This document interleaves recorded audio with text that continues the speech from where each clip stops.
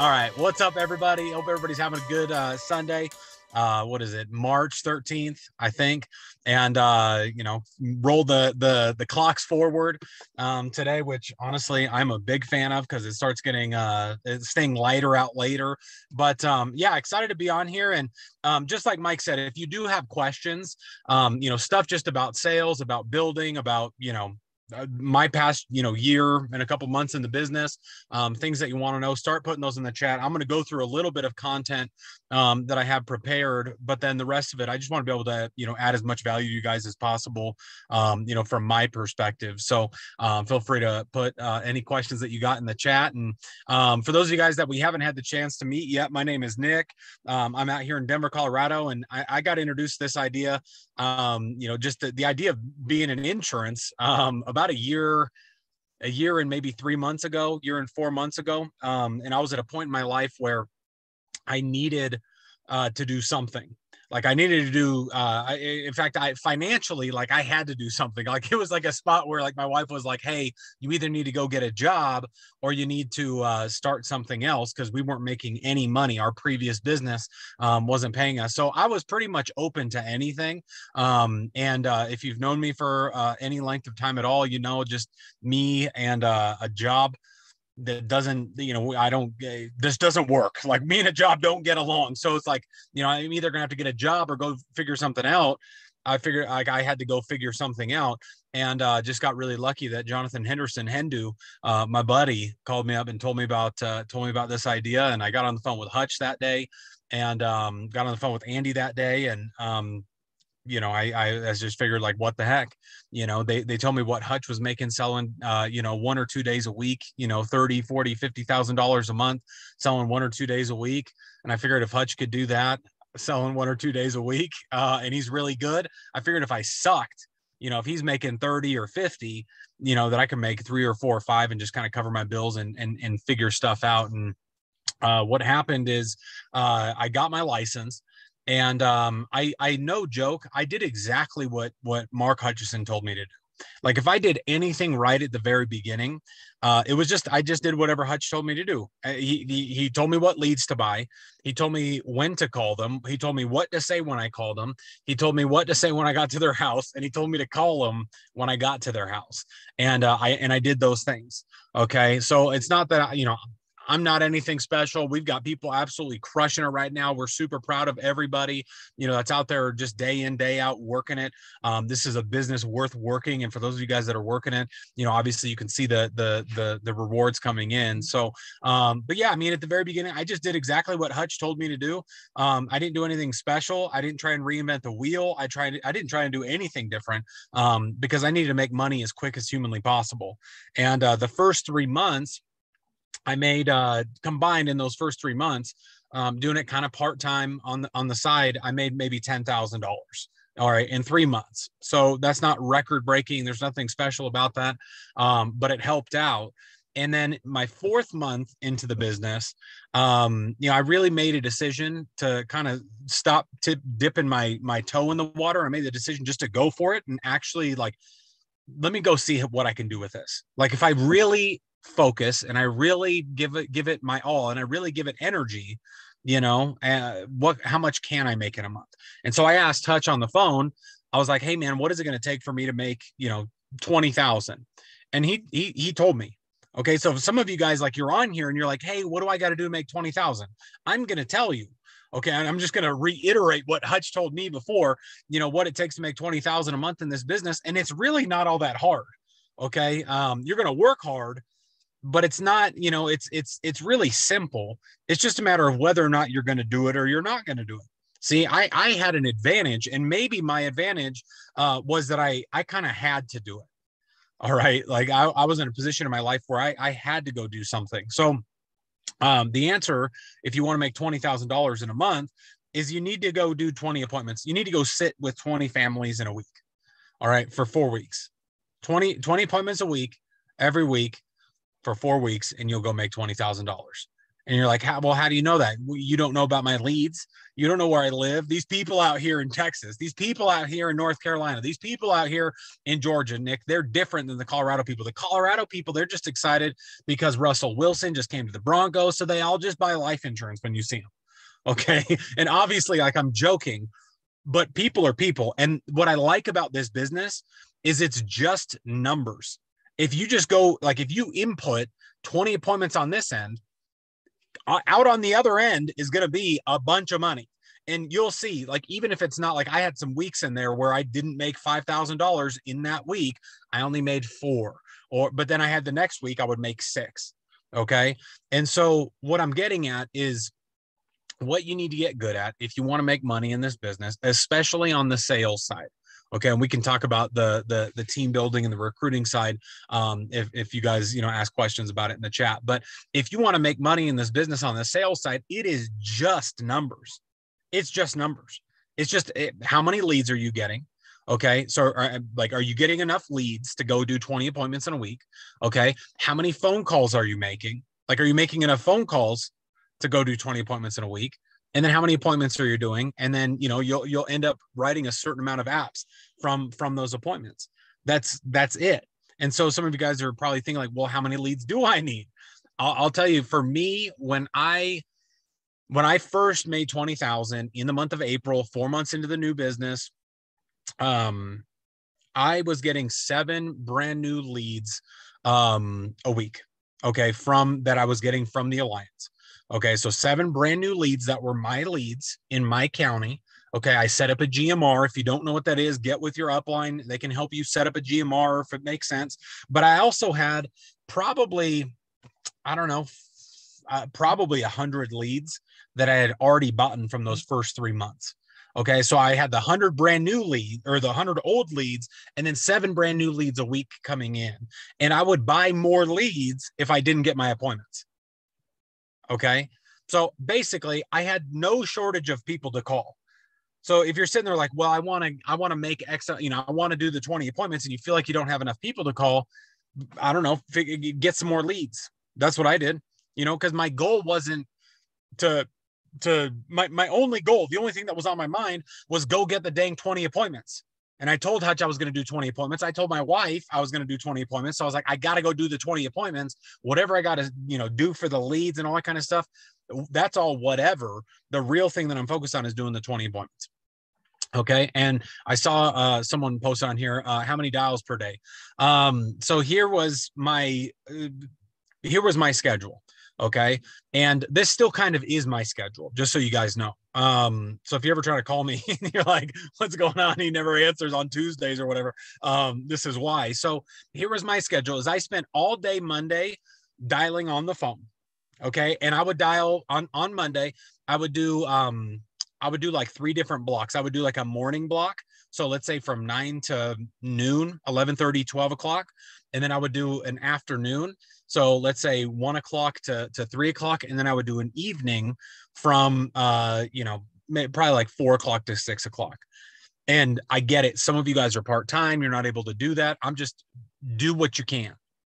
Do what you can. And if you are full-time and you're not getting the appointments that you want, consider making more phone calls, consider making more dials if that's what you need to do. And here's the thing. I didn't care. All I cared about was running the 20 appointments because I wanted to see if Hutch was lying to me. I wanted to see if I really could make $20,000 in a month in a brand new business. Like that's the truth. So the answer to the dials, I don't know. There wasn't like a specific number. I'll give you guys some numbers here that'll work out pretty well. But as far as the dials go, for me, when I made that decision, it was the answer of how many dials was as many as it took to get 20 appointments. So that was how many dials. But really, there would be days where I'd make 300 dials. Okay. And it's like, it is a lot, and you're going to hate it. You might not like it. It'll probably be your least favorite part, but I would do, like, on some of those Mondays, I would do $300. And what I would do is I would try and book up Tuesday, the full day on Tuesday. I would try and book up Wednesday morning. Okay, for Monday. So Monday, I'm dialing, I'm booking up Tuesday, and I'm booking up Wednesday morning. The time slots that I was booking is I was booking an 8:30 appointment. That would always be my first one. If you can do earlier, do earlier. I've got kids. Sometimes it's hard to get out of the house. We got to get them to school, all kinds of stuff like that. So I would do 8:30, 10 o'clock, 11:30, 1 o'clock, 2:30, 4 o'clock, 5:30, and 7. Okay, so that's 8 appointments on Tuesday. So I would book up those 8 appointments on Tuesday, and I would book up like a half day on Wednesday. All right, so I would do 8:30, 10, 11:30, 12, and then 1 o'clock, maybe a 2:30. So I would really shoot to get 4 to 6 on Wednesday and a full 8 for Tuesday. The full 8 for Tuesday took priority in my mind. And so I would go run those appointments on Tuesday, run the half day Wednesday morning. Okay. And then Wednesday evening. So after my last appointment, let's say it was at 1 o'clock, I get home at 3 o'clock. I would dial from 3 until I got Thursday booked up. And Thursday was another full day, just like Tuesday. Okay. So 8 o'clock, 10 o'clock, 11:30, 1, 2:30, 4 o'clock, 5:30, 7. Okay. Those 8 appointments. And I would book those on Wednesday night. And here's what I liked about this schedule is if I was having a particularly bad week or I ran into a bunch of crazy people out there, okay, that didn't, just the timing wasn't right, they weren't getting set up, whatever it was, I still had the option of dialing on Friday to go run on Saturday. Okay, or I could go do door knocks Friday and Saturday. So it's not like my whole week was just spent and I got to the end of the week. And if I didn't run my 20 appointments, I was kind of SOL because I ran out of time. I didn't want to run out of time. Okay. I would rather run too many appointments and make too much money than not have enough appointments. Okay. So I went and ran those appointments, and that's really what got me going. Because once I did that and I made the money that I set out to make, like I achieved a goal. There's something to be said for achieving a goal and then, or for setting a goal rather, and then achieving that goal.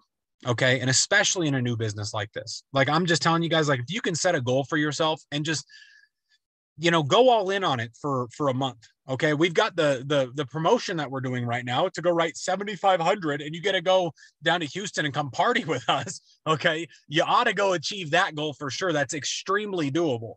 All right.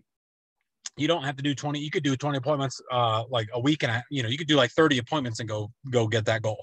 Okay. But I would do as many calls as I had to do in order to get the appointments. The appointments in my mind was paramount. That was the most important thing. All right. And some days I would do 300 dials, and 300 dials is a lot of dials. Okay. And I'm just curious. Let me know if any of you all have done 300 dials before in a day. It'll get you. It'll get you. So, so that's what I did to go make that. Once I did that, guys, here's what I'll tell you. A couple of really awesome things happened. Number one, my belief in myself went through the roof. Some of you guys on here, you're kind of toe dipping the way that I was toe dipping at the very beginning of the business. Those first 3 months, where like I was making some money, but I was still kind of feeling it out. If you can just go for it and jump in the water, okay, you're going to get tremendous results. I promise you. Okay. Rachel's having tremendous results this month and last month. It's because she decided to jump in the water. Okay. And so when I made, when I had that month, it was huge for my confidence, because here's what went through my head. I was like, holy smokes. Like I really, really, really can go print money whenever I want to, when I can go make money whenever I want. There's never, ever a time where I know that now because I feel that and I've done that. Okay. And I'm telling you guys, you ought to give that gift to yourself, where you just know you can go make money whenever you want to go make money. Okay. It doesn't mean you have to make $300 dials a day every single day for the rest of your life. Okay. But to know that you can go do it, I'm telling you, there's tremendous confidence in that. That was a huge thing for me. The other thing that happened, so it gave me that confidence. And I forgot the other thing that happened. Here's the other thing that happened. And this was a big one. It changed my perspective on money quite a bit. Some of you guys are still in a position, maybe in life or whatever, where, maybe $3 or $4 or $5 or $10,000 is a lot of money. And I get that. And that's totally cool. I'm not here to bash on that at all, but I'm just saying, like, what it did for me is it helped me put money in perspective. Okay. Like what actually is a lot and what's not a lot. Because when you start making more money, you realize that money, first of all, it's not everything. It's not the most important thing. God's most important, family's most important, business has got to come third. It's not the most important thing, but you realize that you can go make it whenever you want. And, and you also realize that, like, some of you, like, I used to worry when I was spending money on the leads. Okay. With NAA system here. Like I would worry about, oh my gosh, my lead bill. Okay. I can tell you guys, I don't even care what my lead bill is anymore. Okay. And I remember Hutch telling that to me, like, oh man, I don't know. I just buy all the leads in Greenville every week. I just buy them all. I'm like, man, that's crazy. Your lead bill's got to be out of this world. He goes, oh, I don't know. It might, maybe, but basically saying he doesn't care. Okay. Cause at the end of the day, that's the blood. That's the lifeblood that keeps your business going. You never run out of people to call if you're just willing to go out there and get the leads. So my perspective on money changed in a really good way as well. So, that's what we did. And quite frankly, from then on, because I had the confidence, because I knew I had the skills and I knew I could do it, I went and did it a whole bunch more. Okay. And obviously now, we're setting different goals and bigger goals and team goals and business goals. All right. And we're running hard at all that stuff. So I hope that gives you guys a little bit of, just like, what does it actually take to win at this? What is it like when it comes to selling? Like, how much do you really got to do? Is it work? Yeah. But if you really break it down, okay, let's say I do 300 dials on Monday and 300 dials on Wednesday. Okay. And it really wouldn't work out like that, but let's just say that it did. 600. If I told you that you made 600 phone calls, okay. And when I say a dial too, I mean, you just hit the green button on the phone. They don't have to answer. Okay. You just hit the green button. And if you've been with us for a little bit, you know that we call the leads 3 times in a row. So that's 3 dials calling the same person. Okay. So 300 dials. If I told you that you have to make 600 phone calls a week, you got to sit down with 20 families a week. All right. And regardless of the outcome, you're going to make $20,000 a month. All right. And you could do it in 3 days. You could do it in 2 days. You could do it in as little or as many days as it takes you. Okay. As many as you want. If you look at my schedule, it was really a 4-day work week. All right. Monday, making the calls, running appointments, Tuesday, Wednesday, Thursday. All right. Making the calls on Wednesday night. So Monday, Tuesday, Wednesday, Thursday. Friday, fairly open. Saturday, Sunday, hanging with the family. Okay. So if I could tell you on 4 days a week, you can make $20,000 a month, like, would you actually go do it? Would you actually go do it? I wasn't sure if it was real or not. And then I actually did it. And I found out it was. So I know we got a couple questions in here. If you guys have questions about the sales, quite frankly, anything, okay, ask them in the chat. Ask them in there. I want to hang out. I want to add as much value as I can, on this call tonight. I want you guys to get what you came for. It's Sunday. You could be hanging with your family. The sun is still out, kind of, out here in Denver. So, I ask questions. Okay. So we got one here from Nate. What's up, Nate? How did you learn to overcome the objection in the house and not feel like you were being coarse or rude? That's a really good question. So to overcome objections in the house, what I do is, and Nate, if you want to throw in some specifics, you can, dude. But what I do is I'll just ask them questions. So if I excuse me. And also the other thing that I'll do is when I get into the appointment, here's kind of the flow of the appointment for me. Okay. I knock on the door. I'm like, what's up, Susie? I don't really say what's up. I'm like, oh, hey, Susie. I'm here for our thing. She's like, okay, great. And I look down, I wipe my feet. Okay. Because Stephen Davies told me that was the universal sign of I'm coming inside. Okay. And it works. And granted, remember, this is someone that I set an appointment with the day before in most cases. So, I go in there and I'm just going to small talk him for a couple of minutes. Hey, how long have you lived here? This is a great place. I'll give him a compliment. I want to connect with them. If I can make them laugh, that's a really good thing. Just like Stephen Davies says, he says, you want to, connect with them. You want to compliment them and you want to have some comedy. Those 3 C's are really, really good. But I try to do those things kind of as quickly as possible. And maybe 5-10 minutes into being there and just kind of chatting with these folks, I get the lead out, and it's got their handwriting on it, and the little photocopy of what they sent back to us.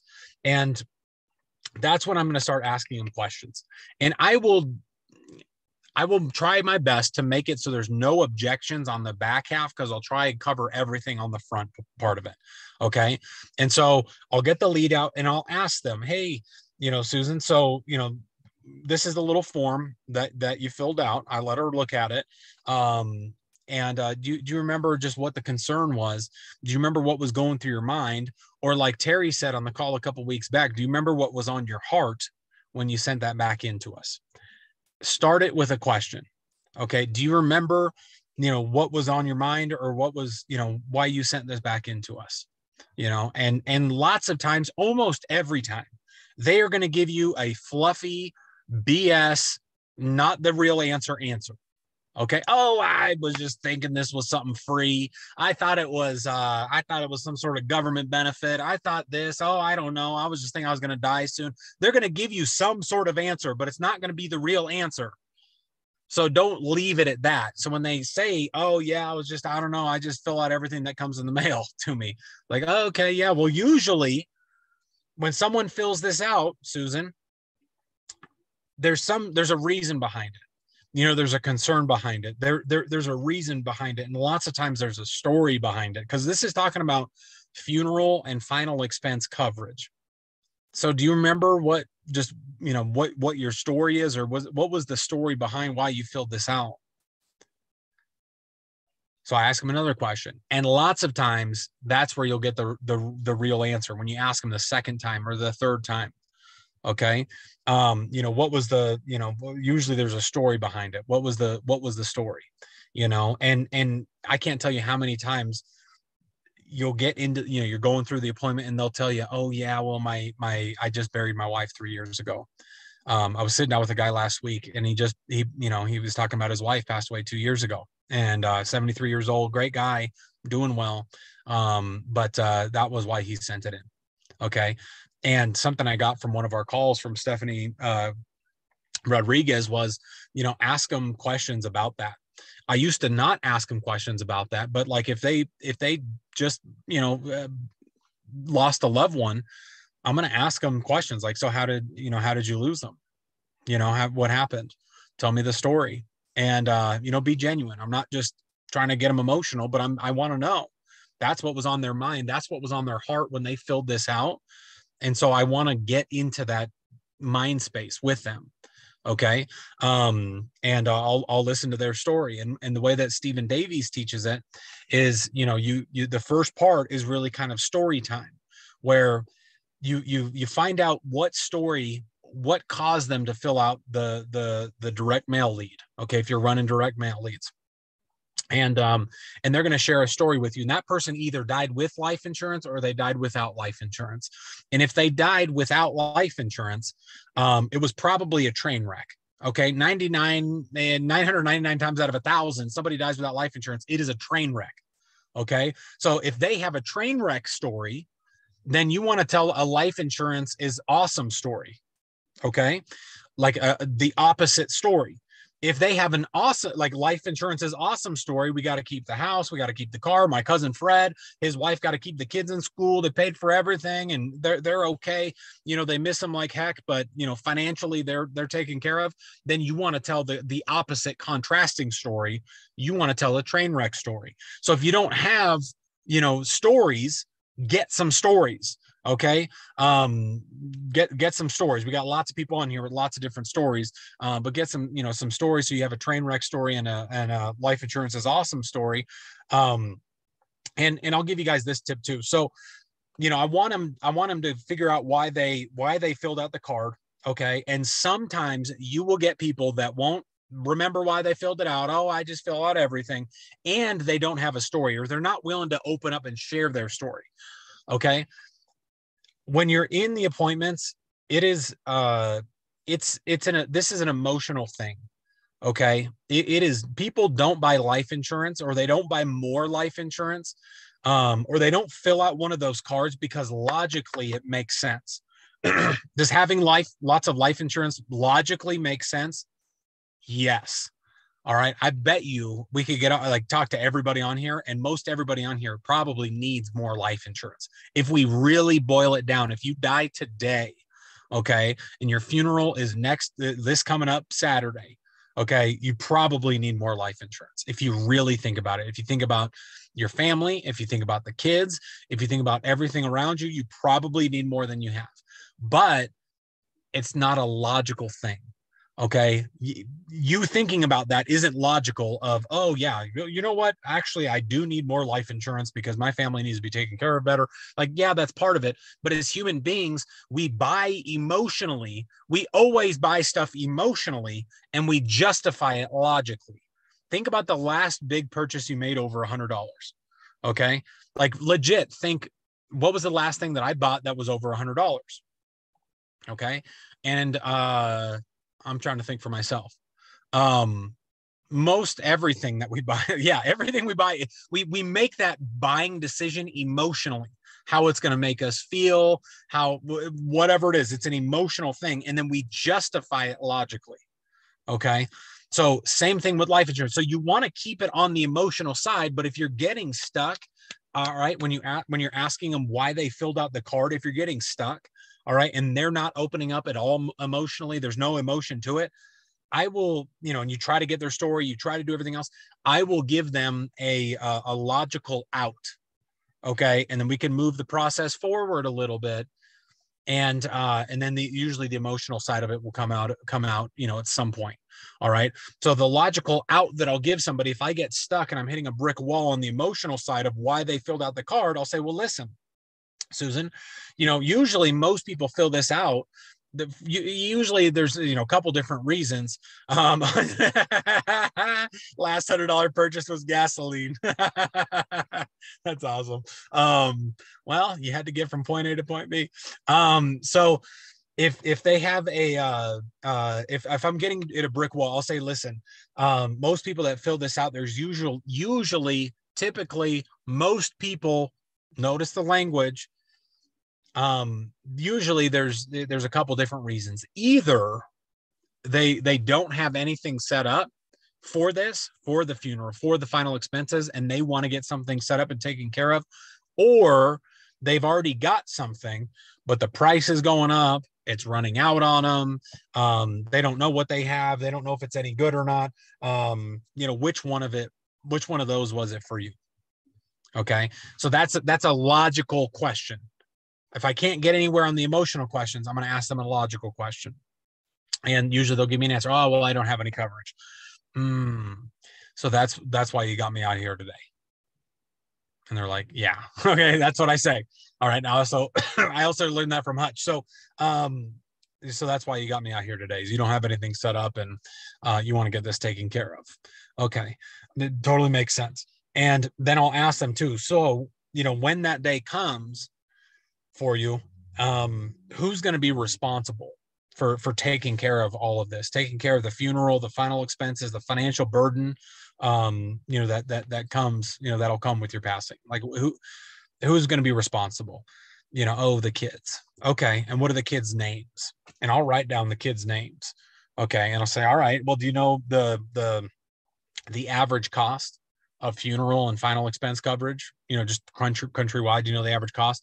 And this is where you'll see, like, as you go through the process and enough appointments, if they didn't give you the emotional side of things on, like when you originally asked 2 or 3 times, and you have to take the logical way to keep the appointment going, lots of times the emotional side of it will come out. They'll say, well, last year cousin Richard passed away, and we all had to pitch in, and it was like $8,000 or it was $12,000.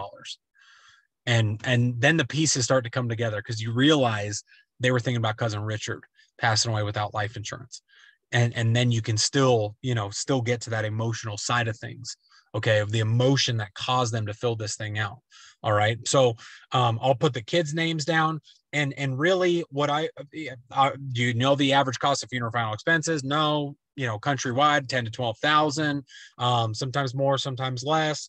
Do the kids have $12,000 sitting in a bank account, waiting for this day to come. And usually they don't. So what would the kids have to do if this were to happen tomorrow?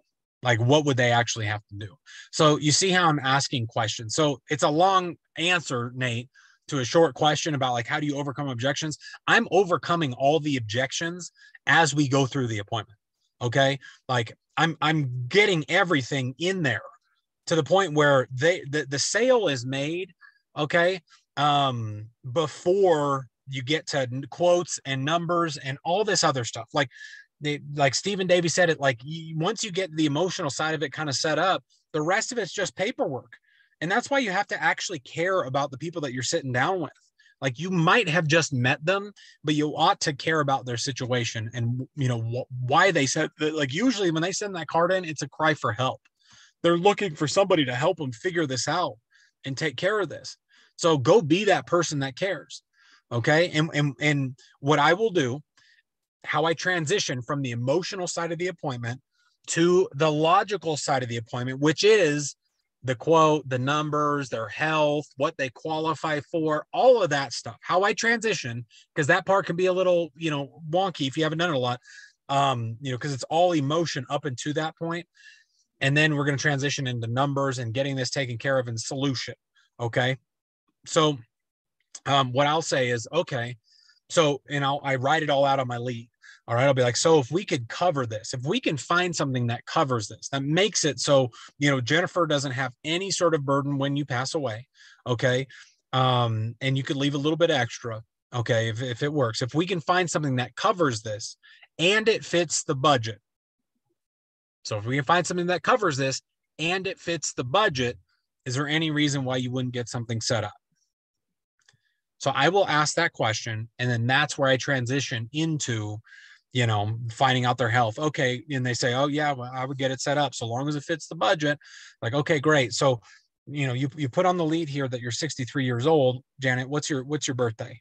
Write down her birthday. Do you smoke? And then I start getting into all the health questions. And then it's a matter of finding them, the best possible fit there. So that was a bunch on appointments. What other questions we got in here? Let's see here. I know we had one earlier from Daniel. What's up, Daniel? In order to get the pre-test, do we pay the $50 or do we have to pay the total $150? You're in Texas. So the licensing course is $50. Okay, that's like the pre-licensing course. Every state makes you take that. And we do that through ExamFX. Put in our agency email. It's admin@Legacy Life Co. And you should be able to get you'll be able to get the discount. In fact, if you guys have, I'm going to type the team website for brand new people. You can send them instructions on ExamFX. It's just legacylife.co/join. We got a couple more questions. After you pass the test, what is the biggest hurdle for a newbie? The number one skill to learn? Honestly, my biggest hurdle in the very beginning, I've already touched on both of these, but was for sure scheduling. Okay. Like getting my week kind of like dialed in. And especially if you're doing it part-time, you're really going to need to get your week just like set up and like kind of set in stone, because you're your own boss and you can say, oh, well, I'll make the calls tomorrow, or I'll make the calls on Friday, or I'll make the call. Like I would predetermine when you're going to make your dials, and I would predetermine when you're going to run your appointments and what works for you and your schedule with the family and everything else you got going on in life. Okay. Especially if you're part-time. Like we got some part-timers killing it right now. Like Mallory down there in Dallas, she's kicking butt. Okay. And she's a mom. She's got 2 girls. Her husband is, he's working full time. So she's got limited time, like basically like, hey, these 3 days during the week, these are when I can run my appointments. And then every now and again, I can do a Saturday or whatever. She's analytical and she's smart. So she maps it all out and she makes it work. So I would say definitely the scheduling, and then the emotional side in the appointment, because I'm very analytical. So it took me a little bit to get the hang of like going in there and asking people these hard questions that they need to be asked. Okay. When they sent in a form like this, like someone needs to come out there and ask them these questions to help them get this figured out. But getting the emotional side of this stuff down, there's a lot to learn when it comes to, you know, the different companies and the carriers. And a lot of times people get really hung up on that, but that's not where you make the sales anyways. Okay. Nick, Go I for it. would say one thing on that too. And depending on what state you're in, the relatability and like what Mark says, you have to be different than everybody else. So like when I go run appointments in these different states, and I just ran one with Janelle, I ran one with Maddie, and being funny and not insurance-y or salesy. Like you have to be like a person. You know what I mean? When I just built the why the same way you did, and this two couple that I just wrote CFG on, I said, well, why'd you fill this out? You know what I mean? You know, what's the purpose of this? You know, because you know, you have a swamp in your backyard. We could feed you to the gators. You know what I mean? What's you know what I mean? Like saying, like being total, like no one else would say that. I'll be like, I mean, if you want to be real cheap, I just call me. We'll feed you to the gators. You can pay me directly. You know what I mean? And they start laughing, and like there's little things you can. I literally said this to this guy. You know what I mean? Yeah. And just being different is the biggest thing, because everybody else trains the same, like the sales process, but they don't train on being different. And I think that what Mark taught us to do so well. For sure. And I will say, you want to have your relationship with your clients. You want it to be business casual, not too business professional. Okay. Like you want to be able to have jokes with them. Okay. Or maybe I've told this story on a call or not. I don't remember, but I went to this lady's house one time, and you got to be able to joke with them, just like Mike's talking about. Like, we'll feed you the gators. Like there was this lady, and she's like, hey, I set an appointment with her, and I've been chasing this lady for like 2 months or something. And I show up, and she's like, hey, today's not a good day. My sister's car got broken into. My computer's broken. I'm like, well, how'd you break your computer? Like, are you going to websites you shouldn't be going to? And she was like, oh, ha, ha, ha. She's like, well, no, just, you know, and she named a couple websites. And those websites are like the websites where people who get banned from YouTube. They go to these other websites, and I happen to know that. So I'm like, you know, all right, fair enough. So like I talked to her, and I made her laugh. And she was like, all right, come on in. And quite frankly, it ended up being one of the easiest, you know, clients I've ever had. She was great. So yeah, you definitely want to be different. Yeah, I'd say number one's, you know, skill, get your schedule down, be disciplined, and you know, definitely the emotional side. Yeah, the emotional side of things. Another question on here was, I mentioned a GMR earlier. Can you explain or give more info on that? So a GMR, I don't know what it stands for, a geographical map something. It's basically where you tell NAA, hey, I'm in this county of this state, you know, and I want 5 leads a week or 10 leads a week or whatever. And just so you know, there is a commitment to getting a GMR. Okay. So I would talk with someone, above you who knows what they're doing, what they're talking about, that's getting results. And I would talk with them about setting up a GMR if it makes sense for you, if there's enough other leads where you're at that you can kind of work and get your feet wet.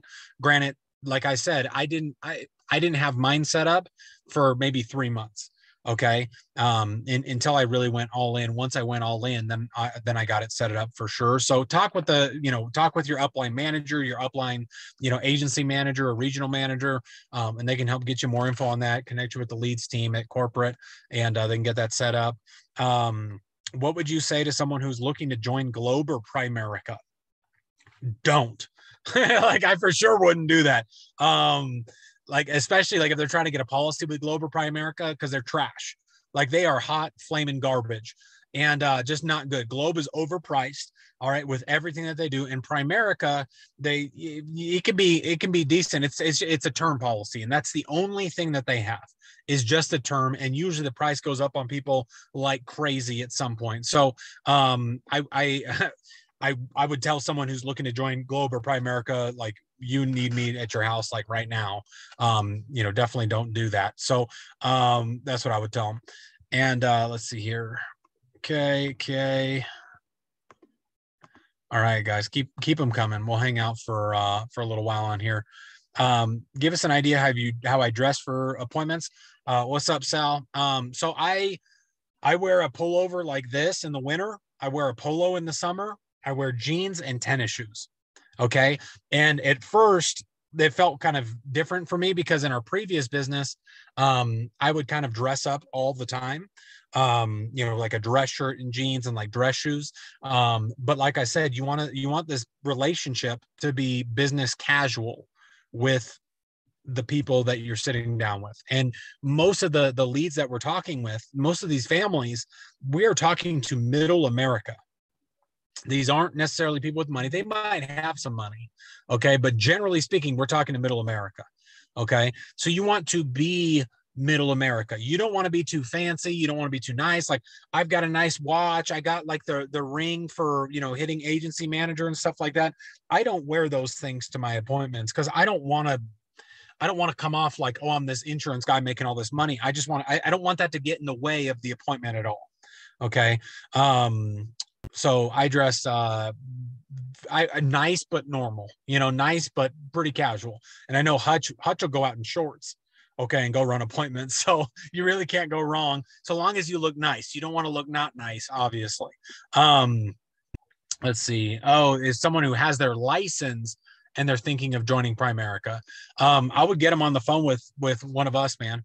Get them on the phone with one of us and let's just have a conversation with it. Because at the end of the day, we have all the top carriers in the country.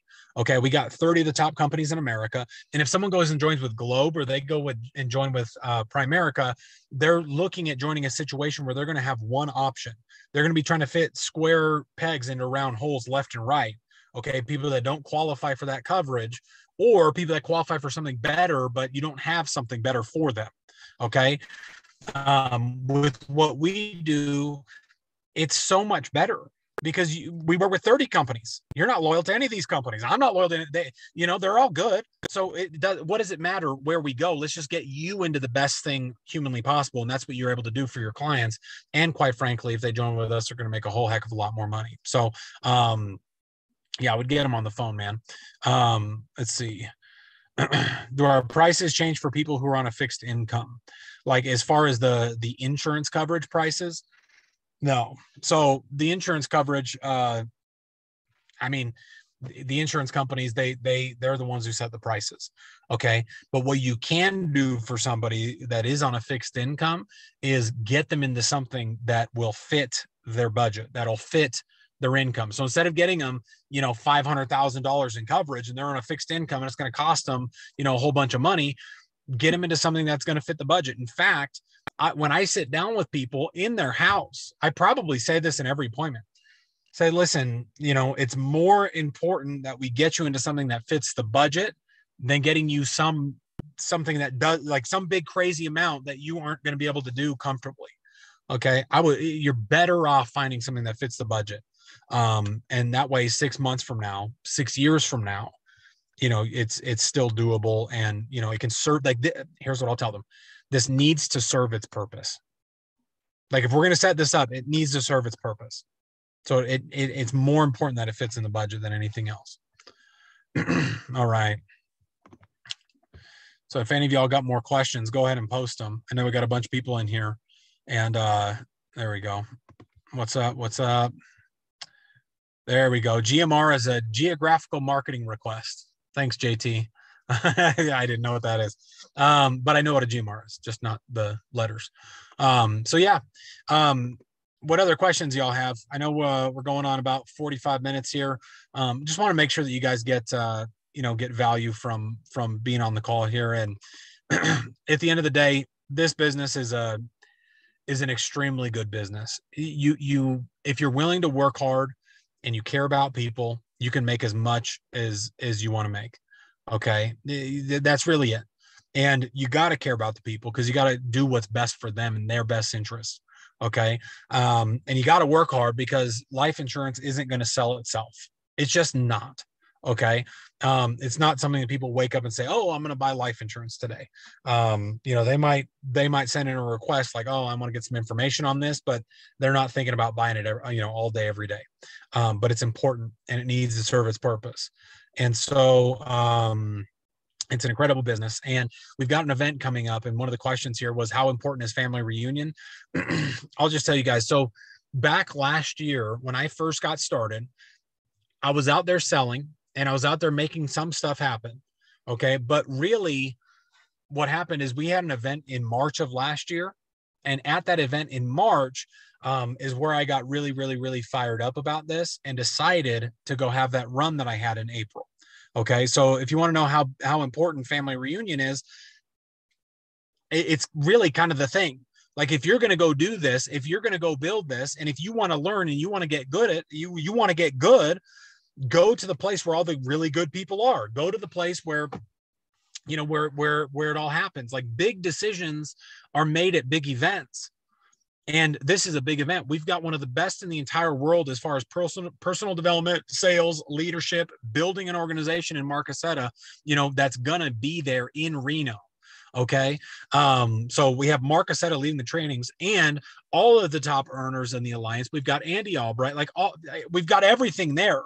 Okay. And it's going to teach you how to be better at sales. You're going to learn stuff at that event that is going to teach you how to be better, that you can go implement the following Monday, in your sales, or the following Monday, when it comes to building your agency.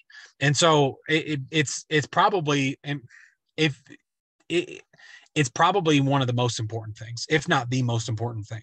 Okay. Is just getting to the events, being around it, hearing the stories, because the truth be told, if I didn't hear some of the stories that I heard when I went to that first event, I don't know if I would have gotten that excited. I don't know if I would have had that big of an April that we did last year. And if we hadn't done that, it's like that's translated into a whole bunch more. Okay. So the event you don't go to doesn't help. Number one, it doesn't help. And then you just don't know what you're missing out on if you don't give it a shot. Plus, what else are you doing that weekend? You know what I mean? What else are you going to do that weekend that can legit, put you on the path to earn multiple six figures or millions of dollars every single year? So going to the events is absolutely paramount. And, we've got, 2 major events a year. So it's not like you got to go somewhere every weekend. It's 2 times a year. Make it a priority and just come hang out, come see what it's all about. And if you've been to an event before, you know what I'm talking about. If you haven't been to an event before, you just got to take my word on it, that going to the events, it can absolutely be a life-changing thing for you. Just getting around it, other people that have a like-minded, that have a similar vision to create what you're wanting to create. And the people that have done it before. Okay. You want to surround yourself with people that are at a higher level than you. Okay.